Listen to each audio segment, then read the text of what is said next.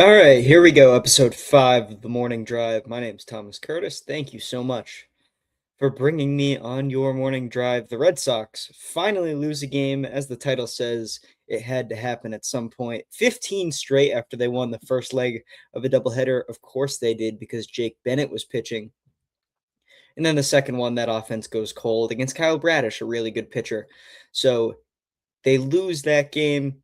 15 straight is nothing to sneeze at. They're all the way up to 52 and 49, 53 and 49, 53 and 49, 53 and 49, 52 and 49. I should really know that. I think I bet I have it written down somewhere here on this sheet, but it's 52 and 49 for the Boston Red Sox. What a streak that was. I'm not gonna, go in and do the obituary on it because I've talked about it it was a single game streak when I started this podcast, and this is the fifth episode. But so obviously ends up at 15. Um, like I said, don't need the obituary. Let's talk about what went right in the first game, what went wrong in the second, and then we'll move on to the Toronto series. That's coming up on Friday, an off day for the Red Sox after they played two yesterday. A couple off days this week. Pretty excited about that. Get some guys rested, especially when during that win streak they're really using the bullpen. They're trying to win all these games like it's the playoffs. Get a chance to rest those guys up a little bit. But in the first game, the 1:30 start, it was Jake Bennett and Dean Kramer for the Orioles. Bennett comes out with the win. He's 6-3 with a 2.58 after that start. He went 5 2/3 with 9 hits, 3 earned. Not his craziest stat line start, but 4 strikeouts, no walks. He got 14 whiffs. He was still really, really good. He gave up a home run. No, not a home run to Encarnacion. No, yeah, actually, a home run to Encarnacion Strain. We'll talk about him here in a minute. But really felt he was feeling that changeup. I was listening to the radio broadcast while I was at work. Will Fleming just couldn't get enough of that changeup. He threw 25 to right-handed hitters. I have on the sheet right-handed pitchers, but you don't throw to right-handed pitchers. Yeah, you really felt that it's diving away from right-handed batters. They're not really touching that all the way out across the zone. And when you live in the zone, especially up and in with that fastball like he does, it's a really, really good change up from his other pitches. The sinker sweeper was 86% of his pitches to left-handed hitters. That's how he rolls, man. Fastball, change up to righties, sinker sweeper to lefties, and then he'll go to another breaking pitch to break that up to both hitters. He was only about 0.6 of a mile per hour below his average velo on the four seam, which is good to see because he was down to 89.90 in that last start on extended rest, but he jacked back up to 92.5 for this one. He was just about average on every other pitch. I didn't watch this game, mostly listening, got cut off because I was at work. But you can kind of miss, he's must watch television, Jake Bennett. But if you're going to miss a pitcher, you can be pretty confident they're going to win that game. They're undefeated in July when Jake Bennett pitches. It'll be probably one more start for Jake Bennett. I don't know what the off days look like. No, he'll start in Sacramento. A series we'll talk about a little bit now, a little bit next week. That's a hitter's ballpark. So, but if anybody's built for that ballpark, it's Jake Bennett. He gets a lot of ground balls, a lot of infield fly balls. His hard hit contact is one of the best in the league. I don't know the exact percentile, but you can almost bet on anything on Savant being some of the best in the league. 77th percentile in average exit velo, 80th in barrel, and then his worst slider is actually hard hit percentage, 37%.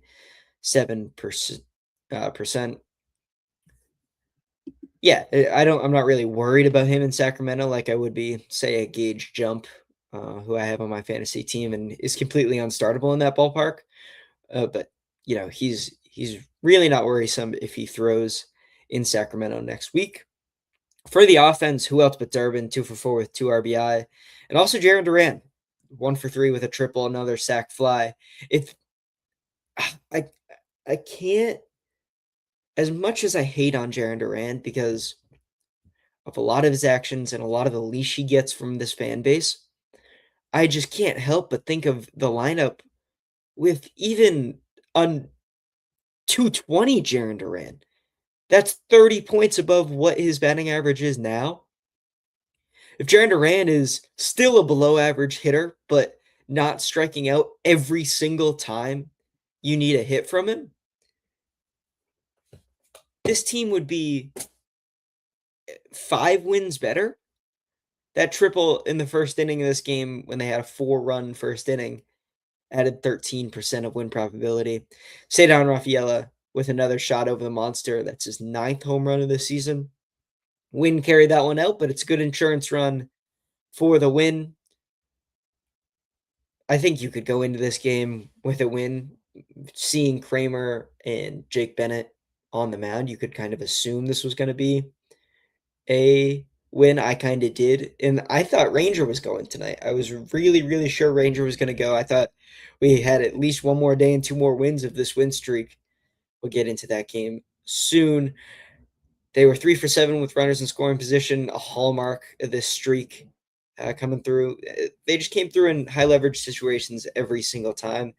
You know, a lot of the runners in scoring position were in this first inning when they scored for 4 runs, but you can kind of call that a high leverage situation because getting ahead is so important to this team. Jake Bennett pitching with a lead is so good. Like one of the best pitchers in baseball when he has a lead. You can score 2 runs and almost sit on your ass for the rest of the game. They score 4. It's a high leverage situation to get the lead first.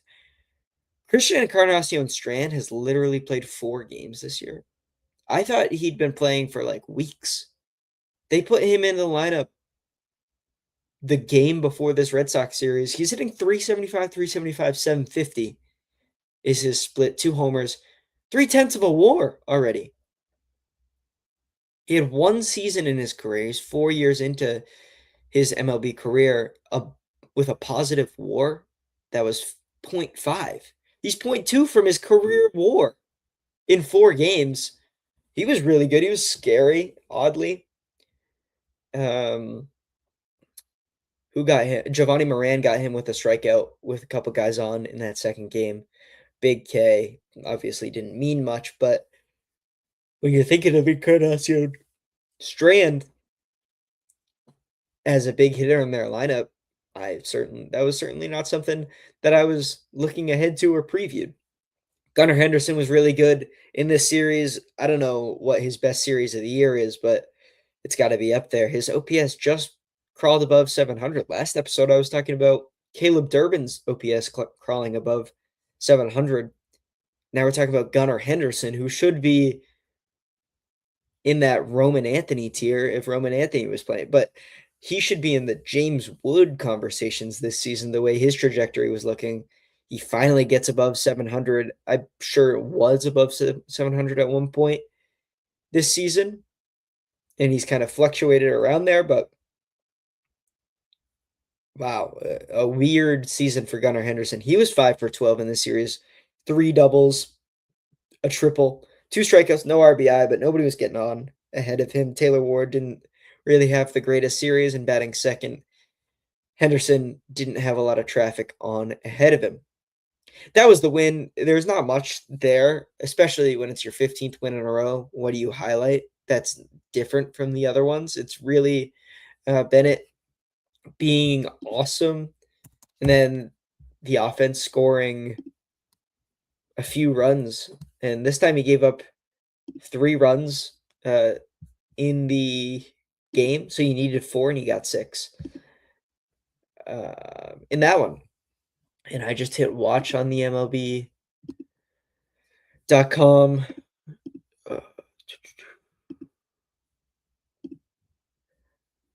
I didn't really look into the bullpen much, so I guess we can talk about what the bullpen looked like in this game. Slayton Whitlock, Chapman, 2 holds and a save. Slayton 1 1/3 with only 1 hit and a strikeout. Whitlock win an inning. Slane's ERA is a 5.11. Just doesn't feel like it. I feel like he's been so dominant outside of a couple of blowups. You know who has been dominant is Whitlock with the 1.95. There's the bullpen. There's the 15th straight win for your Boston Red Sox. And in the tail end of the doubleheader to end off this series against Baltimore, Red Sox lose 1-5. It was, again, this is a game. If it was Ranger Suarez starting, you couldn't look at the pitching matchup and be, oh, either way, this is a loss. When you look at Kyle Bradish versus Eduardo Rivera, sure, yeah, this is a loss. Kyle Bradish has been really, really good since May. Gave up another quality start, 6 innings, 4 hits, 1 earned, 4 strikeouts, and a walk. On the losing end, it was Eduardo Rivera, the quad A reliever, who's probably going to be a decent reliever. He's going to give the Sox innings when injuries arise or, guys maybe get traded. But today he just didn't have it. His first slider popped out of his hand, and Narvaez had to get up out of his stance to catch that ball. From that first batter, you kind of understood he didn't have it. 4-pitch walk after the double to Alonso. It was Alonso. Unraveled from there. He just didn't have anything. He was too amped up. Fenway was rocking. Like this was going to be an enormous 16th win. He gives up 4 runs in the first, exactly how Dean Kramer gave up 4 runs in the first of the first game. He walked 2, only struck out 1. The wild pitch was killer after he got a ground ball where Durbin goes to second. Siegler. Why do I always want to go Sigler? Whose name is Sigler? But I always want to go Sigler. Siegler catches bobbles. It didn't matter. Henderson made it to second in time, no out. And then the wild pitch scores another run. I don't know why people are being so harsh. I know it's a lot of bots on Twitter, but they also booed when Rivera exited the game in the first inning. I know they're on a historic streak, but that's just he's 23 years old. He's not a starter. He started what, 2 games in the bigs? I'm sorry Ranger Suarez couldn't go. If anything, be a little bit more mad at him, but don't blame Rivera. He's not a major league starter, and Baltimore was a streaking lineup. I know they're the 4th place Orioles, but they were 7 in a row coming into Fenway. I can't understand being upset at him. The streak was going to have to end at some point, and as long as it's not like Sonny Gray getting shelled, right? Where you're like, whoa, one of these guys we're going to lean on is not very good today. Eduardo Rivera, I could give a fuck about Eduardo Rivera and what he does in a July start.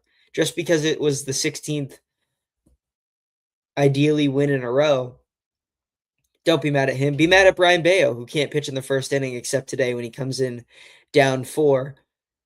I mean, come on with this guy. 5 1/3, 4 hits, no earned, 5 strikeouts for Bayo to only 1 walk. He nibbled a lot, but he was throwing 98. I don't know what his top velo was in this game.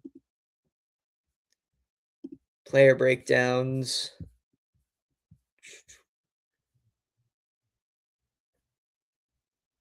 Yeah, he threw his max velo was 98, but he felt like 96, 97.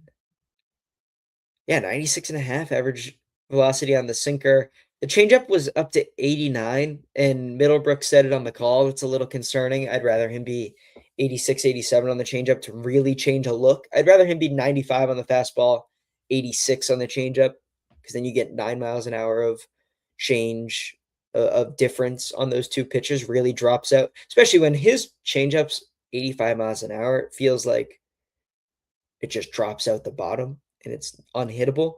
When it's a little harder, it flattens out and gets more hittable, especially if he serves it up over the zone.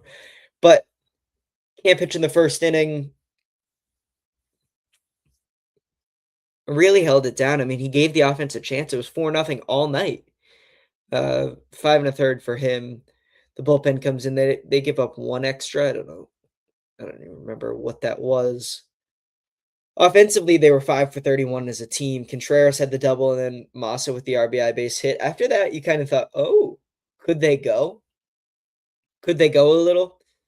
Uh, Sadon has a tough at bat, pops out. Willier rocket actually out to left center, but nothing comes of it.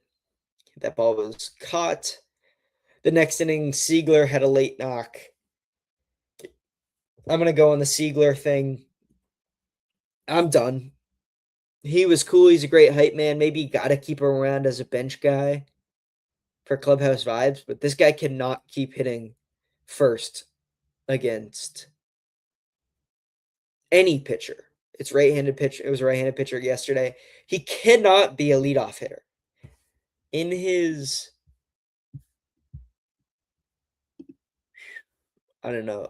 I'm trying to find a split, but it's not good. If straight up, if you think about it in any sense of the matter in the last 10 days, basically, it's not good at all. He's down to 245.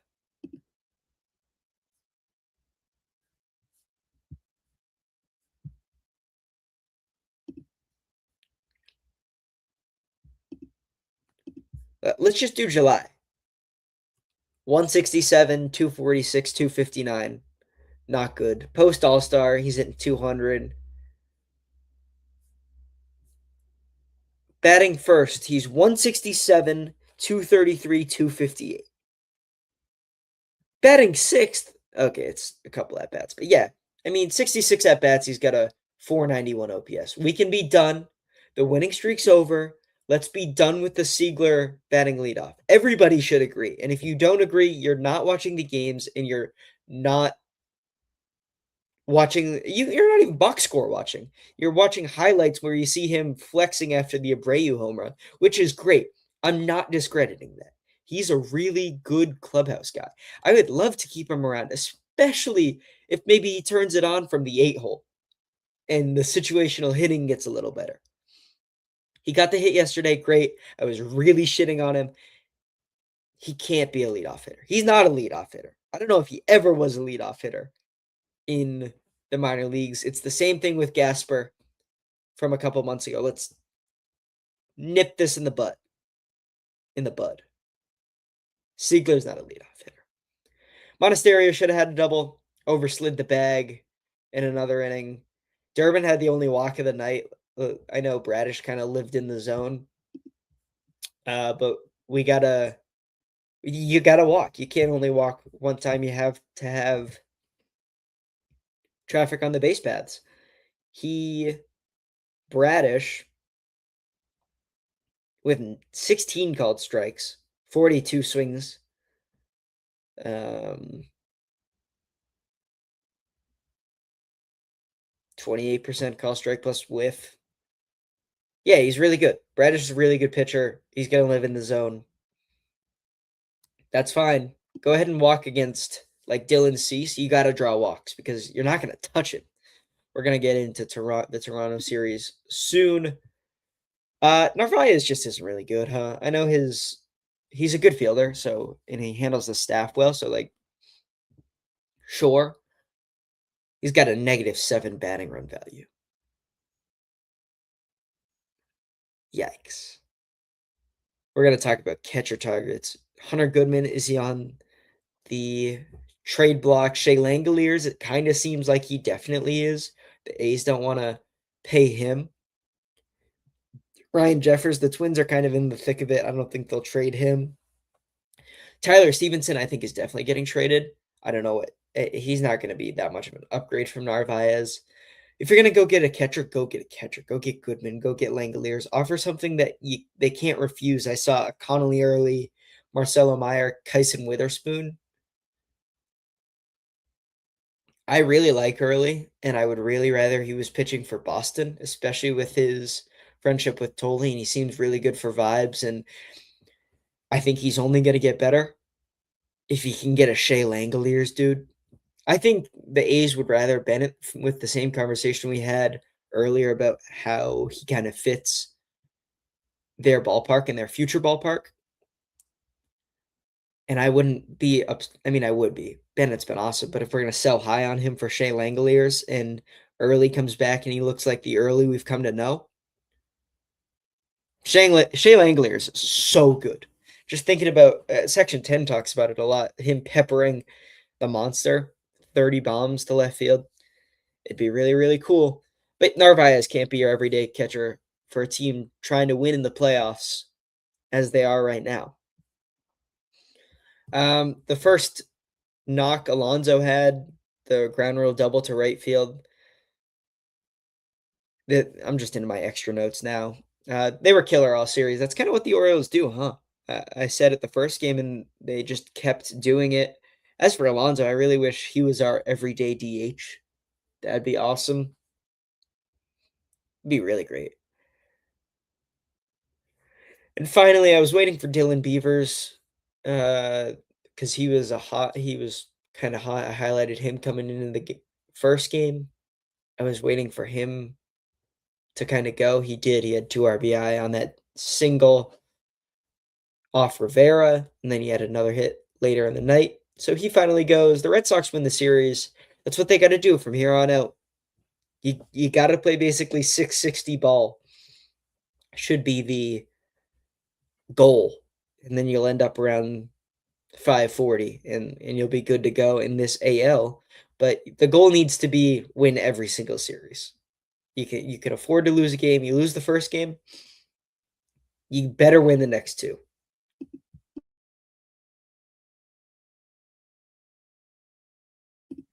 Excuse me. Yeah, so Red Sox beat the Orioles 2-1 in this series. We'll talk a little trade targets for this next little segment. Um, I'm really looking for a conditioned starter, guy that is slated to throw 200 innings. I don't really know who that guy is. I haven't done a name. Yeah, like I said, I haven't really looked at names. Schoolball is obviously the biggest one. I don't think they're going to trade for Scooble. There's no point in giving up all that value for a guy that could potentially leave. Um, the Sox have minor league pitching, but I would really like a guy that's pitched in the majors. It's like a 4.2 ERA or something this year. He's not awesome, but Tolley already runs out of gas. Bennett is probably going to run out of gas. Early is getting his days off now with this injury. Ranger's going to come back and have to give you six and a third, 6 2/3 innings every time he starts. We're not going to see Crochet. You just, I have on the sheet a Chad inning eater potential, somebody that can just go in, give you 6 innings. Hopefully, the offense scores a little bit for him, but you can't keep relying on the bullpen for 4 or 5 innings every night. And I think Bayo is going to do a good job spelling Tolley and Bennett. I think you could kind of every rotation schedule out a Bayo 3 or 4 innings to keep guys fresh. Tolley and Bennett on the top of my mind. And then catcher, we talked about those catcher targets. You need some offensive production. Narvaez has been bad. Wong isn't an everyday player. And then is the catcher the right-handed hitter you're looking for, or are you going to go and get somebody else? Those are my trade targets. For the look ahead, it's the final 3 games of this homestand, this AL East homestand. The last place Toronto Blue Jays at 46 and 56 come in Friday night on Apple TV. They've gone 3-7 in their last 10. They've got the third worst run differential in the AL. Boston's got the second best. Toronto's scuffling, man. I wouldn't mind another sweep. And then they have Sacramento next week. What I said last night was the streak is over. This 15-game streak's over. But I don't think the run's over, especially with these next couple games or a couple series coming up against Toronto and what are they? Sacramento, Oakland, Vegas, the Athletics. Mark Curtis's Oakland Athletics. Yeah,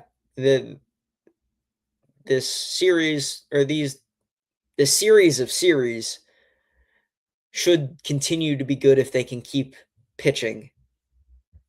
And Toronto can pitch, but they can't really hit. It's a little bit of that what I said going into the Baltimore series. We'll get further into the preview tomorrow morning. I want to do a full-on preview. Um, but I said coming into the Baltimore series, they're pitching really well, but so do the Red Sox. They're going to be close games, and the Red Sox had the magic.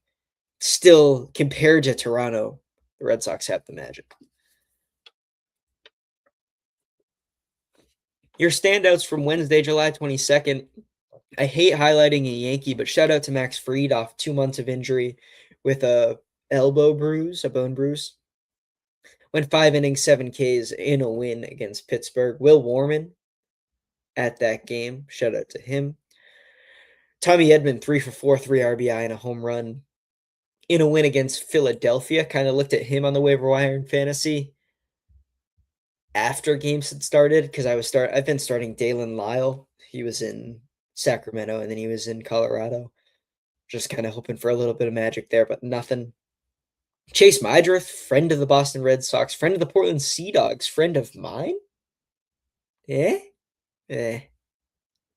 Talked to him in the on deck circle once upon a time. He was 4 for 4 with 4 singles because that's what he does. 2 RBI and a win against Texas. And then Kiter Montero, Roman Empire stream after Gage Jump blew up against Arizona. Streamed him, threw him in the reliever spot. He went 5 1/3 with 8 Ks, only 1 earned. Picked up the W against Chicago. Chicago, a really good offense, too. So, Kiter Montero may be worth kind of keeping in the rotation in fantasy for these next few weeks, maybe. We'll see kind of how he goes. He's plus 6% rostered overall on Yahoo. So a guy that is up for sure. His stock's up. Those are your standouts for Wednesday, July 23rd. A lot of teams with an off day. I don't even know how many games are going on this evening. It'd be a lot of the 4-game sets from the weekday. So like San Diego and Atlanta going. A new series, the Twins and Guardians. Tampa Bay and Toronto going this afternoon to finish up that series. Arizona and St. Louis start a new one, and then Kansas City and Detroit start one. So 5 games on today, 3 midday games, and then the 5:15 and 6:40 games are in St. Louis and in Detroit. So we won't have many standouts tomorrow. Probably a lot of pitchers. That those final games kind of tend to be pitchers' games. Oh, never mind. It's Griffin Canning throwing for San Diego, but Chris Sale's going. So we'll get a Chris Sale standout. Be on the lookout for that tomorrow morning on Morning Drive episode 6. And finally, as we reach the half-hour mark, not that that's kind of the time limit, that's where we've ended up pretty often. A PSA is someone who works in a kitchen, a breakfast kitchen. I'm going to complain a little bit. I really don't like to complain, but if you're online ordering anywhere, be aware of the buttons you're hitting because you're kind of making yourself look like a fool if you're getting trigger happy. I want this, this, and this. I don't want this, and this, even though that doesn't come in this order. Just be aware. Kind of think about if you were talking to a person, how you would order. I'm going to find something that I like how the order comes, and maybe I'll add one thing or I'll take something away. Online ordering does not need to be this elaborate exactly how I want it made. I get it. As saying it out loud, it sounds ridiculous. But there are modifications you can go without completely haggling. And also, if you do this whole elaborate order, fine. You know what? Fine. I'll give it to you. Don't complain when something comes back messed up because you made 6 modifications to an order that only has 6 ingredients, right? It's a PSA. I'm bitching and moaning. Something I've noticed from working in a kitchen, and something I've kind of taken with me when I'm online ordering other places. Really, really bitching and moaning there. I didn't think it would come out that way, but uh, screw it. That's how it goes. That's how I feel about that. That was Morning Drive episode 5. Thank you so much for taking me with you on your morning drive. My name's Thomas Curtis. I'm trying to figure out how to get this Spotify or consistently on Spotify. Looking for there is this StreamYard has an upgrade that I can download and send to Spotify. Costs a lot of money. Hopefully we can, kind of work out a sponsor. Ideally, if you want an ad read and you want to make a quick donation, doesn't have to be something consistent and seriously does not have to be much money.